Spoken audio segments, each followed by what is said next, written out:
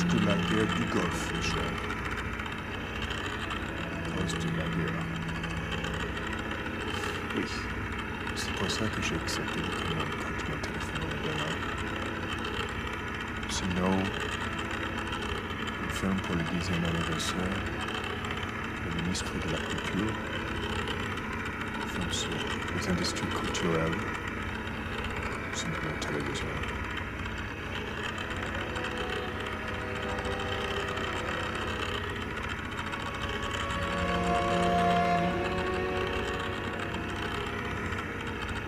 À cause de la guerre.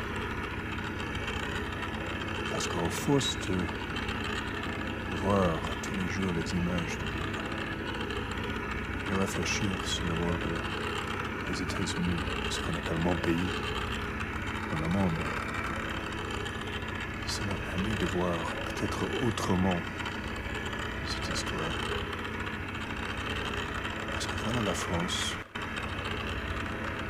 pays qui a plus de moyens d'intervention dans la vie culturelle de la société que beaucoup d'autres pays que je connais. Et donc c'est dans le domaine de cinéma et télévision. En défense de quelque chose, oui, en défense de produits, mais aussi en défense de produits différents, une autre manière de voir un autre cinéma.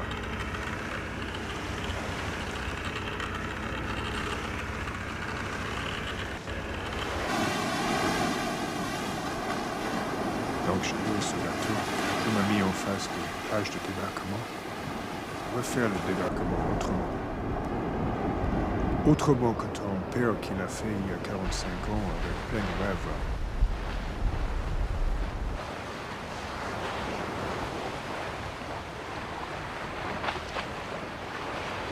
Qui veut dire autre chose maintenant.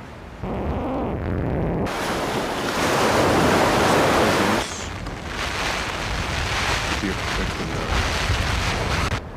le fin des autres points de vue, des autres manières de s'exprimer, des autres langues dans le cinéma. Compliqué.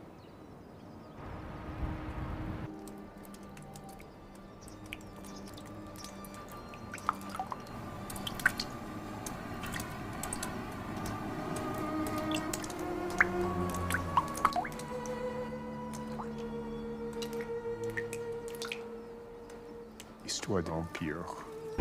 Histoire de l'histoire. C'est des traces néolithiques. Des chambres funéraires. 5500 ans. Peut-être ça donne une certaine perspective.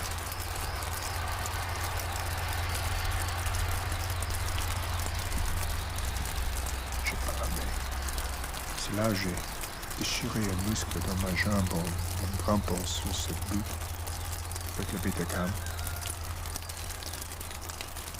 pour m'arrêter. Si on tape dans le standard. Hein. Arrêter de ralentir pour mieux voir.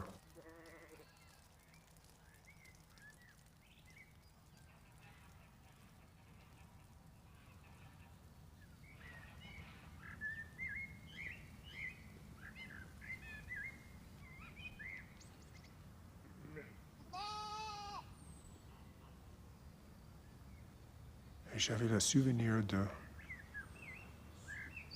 le moment en 85, quand j'étais nommé à l'Ordre des Arts et Lettres. Difficile pour toi. Mais ce qui est étonnant, c'est qu'on pense qu'un tel type d'allure, si on peut le dire comme ça, dans la vie culturelle. Je le touche un peu comme ça, un peu comme dans un expériment biologique. Qui va bien renforcer dans un certain chemin. Quelqu'un dit, tu fais ton boulot bien. On n'ose pas tout à fait. Mais l'idée quand même de porter.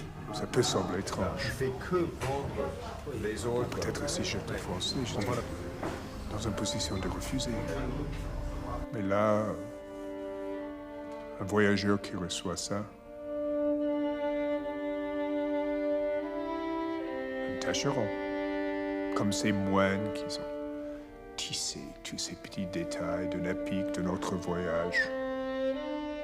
Les Normands débarquent en Angleterre. Et moi, je vais à Hérouville-Saint-Clair, une salle de cinéma art et essai et recherche. Une salle qui joue nos films, Richard, qui prend des risques. Vois ça. Qu'elle a fait sa salle dans son image. Ça, c'est bien, non? Vaut mieux faire ça. On se fait notre cinéma, nous aussi, à l'intérieur des murs, à l'intérieur des... Oui, c'est ça. C'est que le cinéma déborde un peu les fonds. Ah bah, il le faut. C'est là où ça devient intéressant, c'est où on ne sait plus où est la barrière entre la vie et le cinéma. Bon, le cinéma joue là-dessus. Tout en me disant, je parle à des institutionnels, à des financiers, mais en fait ce sont des spectateurs, et je voudrais bien réussir à convaincre le spectateur. Et en même temps je souris parce que je me dis finalement, le travail que je leur expose comme étant une nécessité n'est pas propositions culturelles différentes. Et que pour moi c'est ça la vraie politique culturelle, c'est de pouvoir dans un même lieu proposer des ouvertures différentes sur des genres cinématographiques différents. Bon, mais il appartient au public et à l'individu, parce qu'on parle du public, ça veut rien dire. C'est un individu qui rentre dans une salle voir un film et qui est dans sa tête à un moment donné.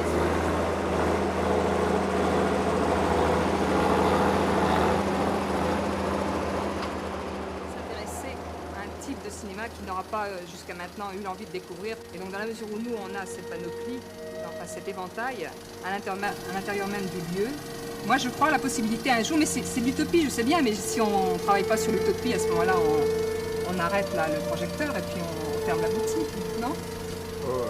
À 100%, c'est pourquoi je suis dans On est bien, cabine de Richard. projection. On Pas ailleurs. essaie d'avancer. On navigue dans ces canaux qui sont toujours en train de changer. On monte la scène.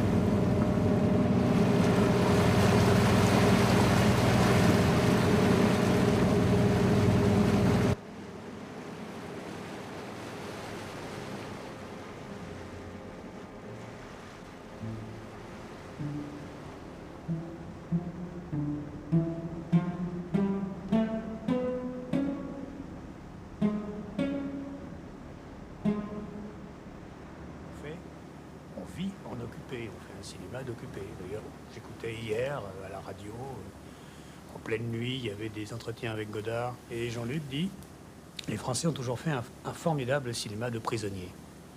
Ils ont fait le plus beau cinéma de prisonniers du monde. Et quand j'ai vu Pickpocket de Bresson, j'ai compris qu'il y avait évidemment de la grandeur à être prisonnier. Mais chez Bresson, on est prisonnier comme on est chez Dostoïevski.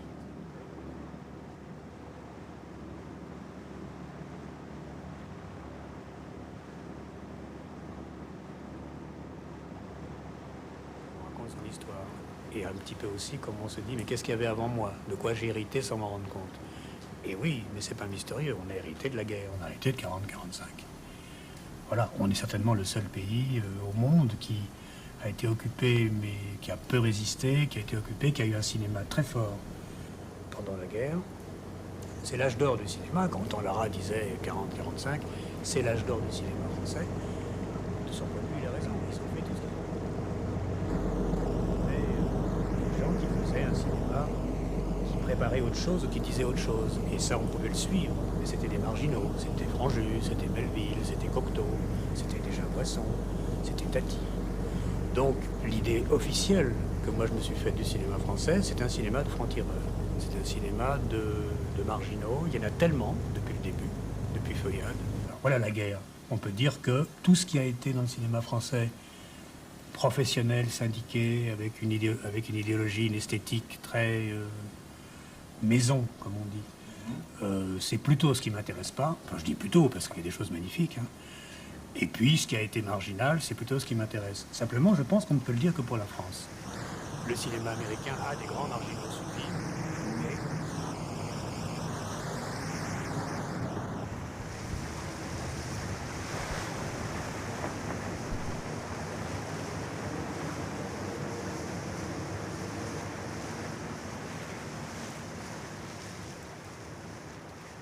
Voilà pour moi comment le cinéma français, il est finalement indissociable d'une guerre civile, mais alors qui me dépasse largement, c'est que c'est un pays assez étrange, la France. Il y a une sorte de très grande conscience de la culture et de l'art. C'est le conservatoire mondial de l'idée du cinéma, et ça c'est depuis Lumière, c'est depuis le début, c'est depuis Lumière et Edison. Le bras de fer franco-américain, quelque part, est très profond. Tous les pays du monde laissent tomber le cinéma, sauf la France. Et le seul pays qui continue le cinéma sur une échelle populaire exportable, c'est quand même l'Amérique. Donc le bras de fer franco-américain, Jacques Lang, Jack Valenti, les deux Jack, là, ça correspond à quelque chose de vrai.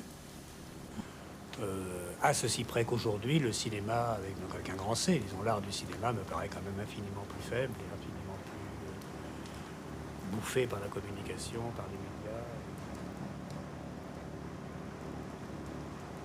Comme des choses techniques datées historiquement, c'est des états d'esprit. Et la télévision, c'est l'occupation. La télévision, c'est ce qui sert d'occupation aux gens, c'est l'occupation américaine, c'est l'occupation du temps d'antenne, c'est des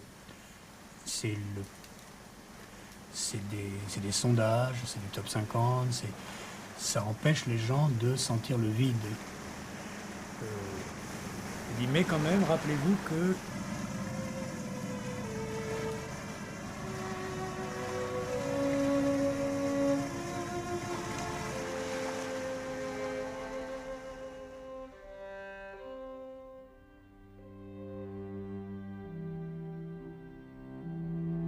Vous savez, mesdames et messieurs, c'est comme un bébé. Plus connu.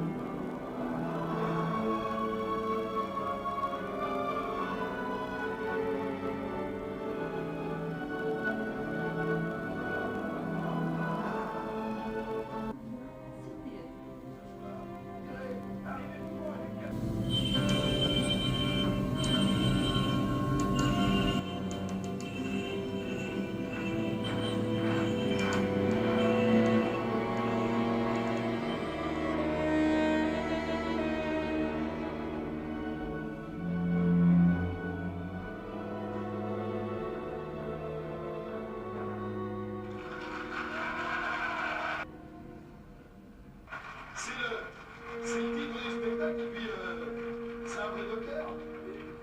T'étais tout big en vrai.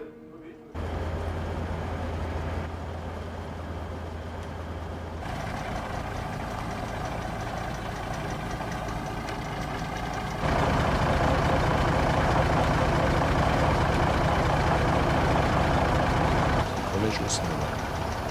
Un programme pour stimuler l'intérêt dans le cinéma. Gaëtan.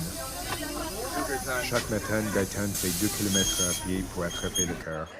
Comme les autres, elle vit au bord de forêt. Se sont bousculés entre forêt et ville, passé et présent. En dehors du programme, Gaëtan, ou ici Béatrice, voit les films que sur la télévision. Qu'est-ce que tu vois dans l'optique? Non. Qu'est-ce que tu vois? Qu'est-ce que tu vois? Bah, je vois des couleurs. Des couleurs. Là, je te vois bien. Oh, ouais. Oh, j'arrive. Ouais, c'est là. Ah ouais, regarde, c'est toi? Ouais. Moi, je te vois mieux toi que moi. Ah oui, non, moi, je te vois bien. Tous les deux, tu peux voir l'autre, mais pas soi-même. Non.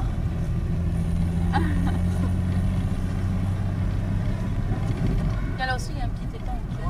Ça? Ah ouais, là. Regarde. On peut plus pêcher là-dedans. Nicole préfère la télévision. Plus de liberté que dans une salle. On bouge, change de programme. C'est des baraques. C'est elle qui exprime une vraie idéologie de forêt. Là où on fait comme on veut. Pourquoi partir? Son père travaille ici. La scierie va bientôt fermer. Nicole ignore ce qu'il va faire après. Le film qu'ils vont voir aujourd'hui, c'est L'Enfant sauvage de Truffaut.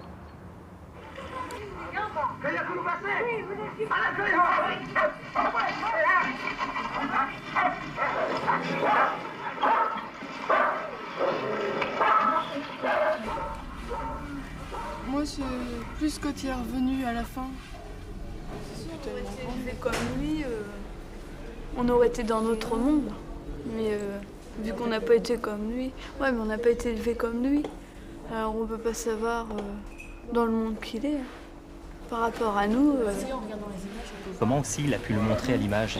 Qu'est-ce qu'il a fait pour montrer toute cette époque? Ce qui se passe dans sa tête. Un livre, enfin un livre, je sais. Mais il écrit ce qui. Tiens bien tes doigts. Voilà. Ouvre ta bouche.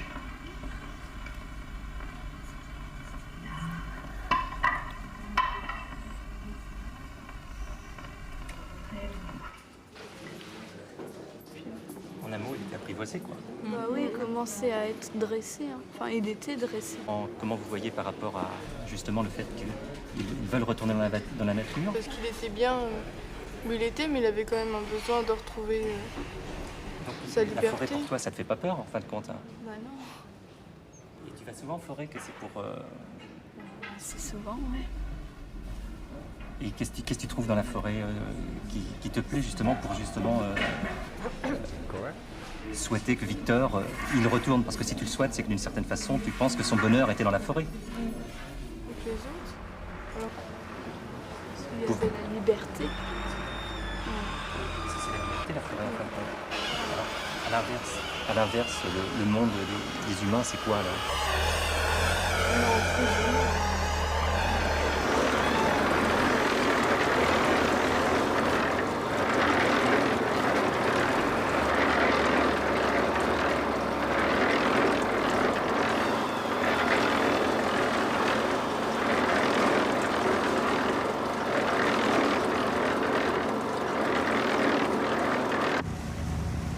C'est l'horreur ou ma fascination avec l'horreur.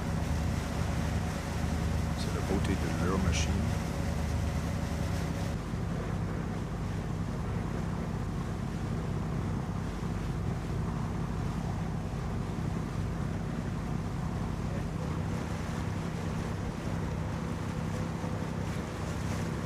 Tu sais comme j'aime ces lieux. C'est l'Amérique. C'est mon enfance, c'est le pouvoir. Et cette fois-ci, j'ai ressenti ma nostalgie. Je pouvais me voir, jeune homme perdu dans les forêts de fer et vapeur.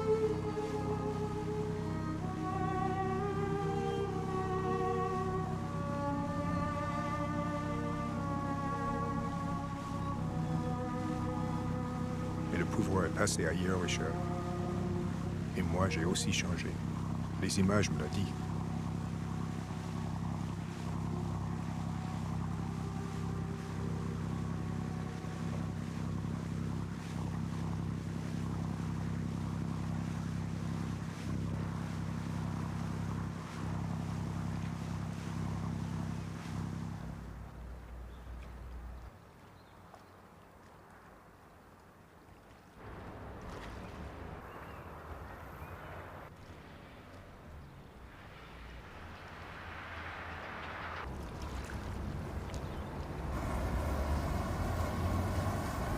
Nos films brûlent. Non, pas encore. C'est du nitrate. Tous les films avant les années 50 ont la même formule que des bombes.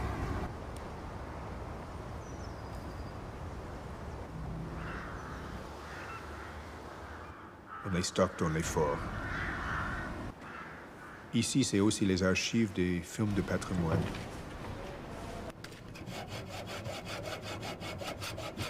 Ils préparent une célébration du 100e anniversaire de la première projection de film.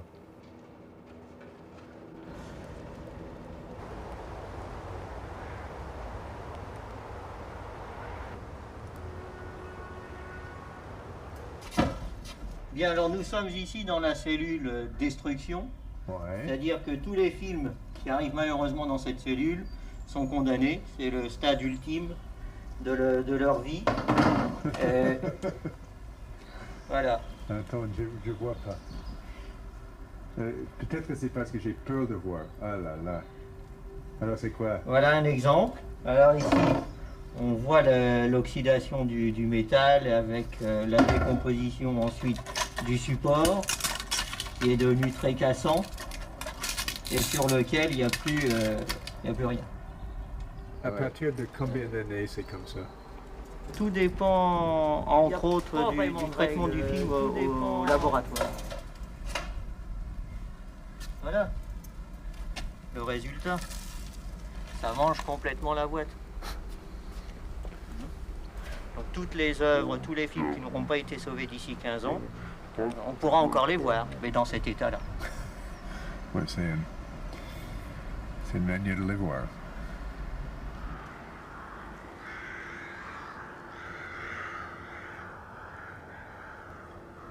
Il y a combien de films ici? Combien de films? Ouais. On annonce environ 100 000 titres. Attention à la tête.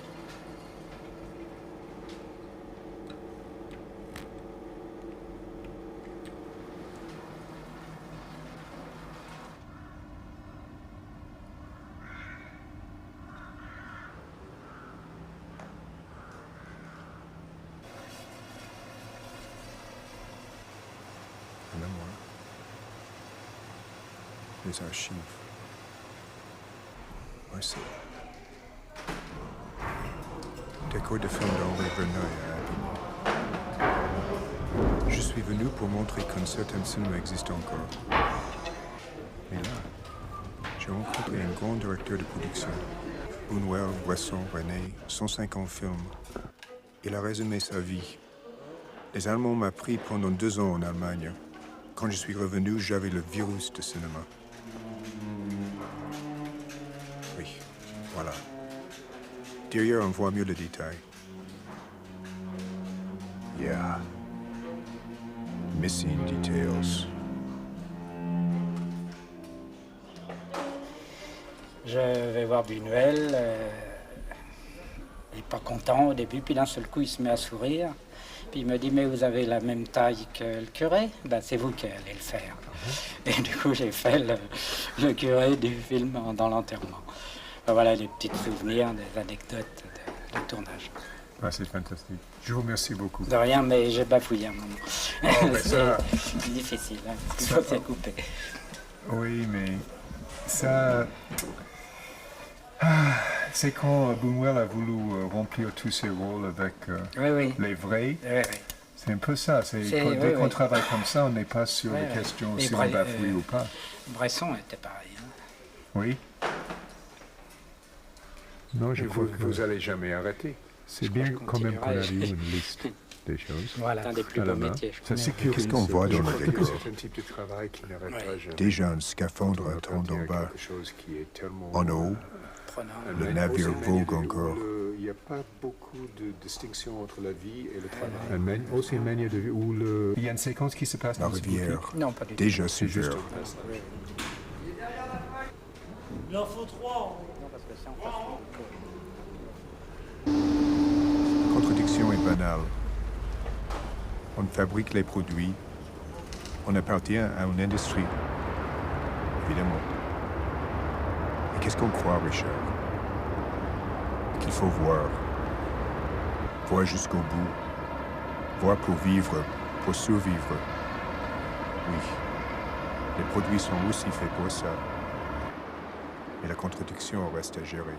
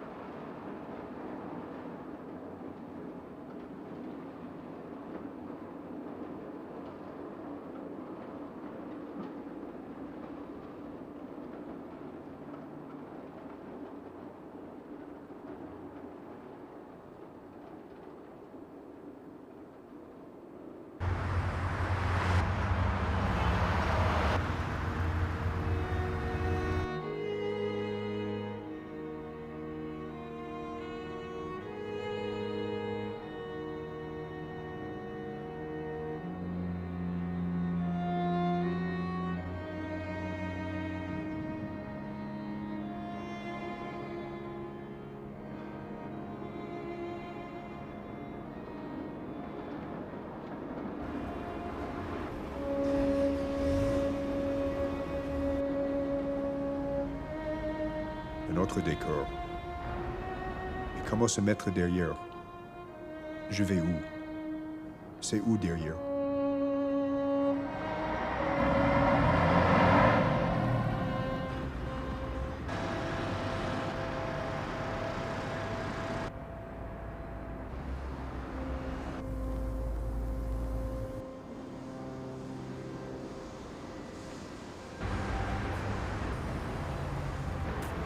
Sans soutien, les salles vont fermer. C'est pas ça. C'est une guerre. Les intéressés le savent, tout le monde est coincé. C'est ni cinéma ni télévision, c'est le tout. C'est comme une marée. C'est le sens qu'il n'y a plus d'alternative. On parle peu, pas grand-chose. Quelque chose ferme. Personne n'est content.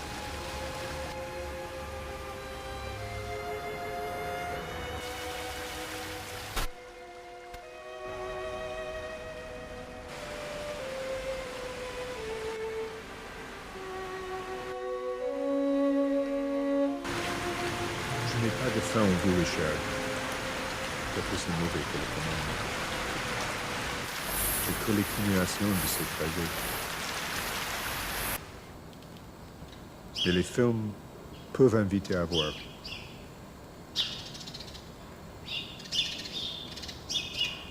Je t'invite de voir la chambre d'hôtel de Jean Genet. Il y a les traces des choses solitaires, forts, résistants. Il y a de la nécessité.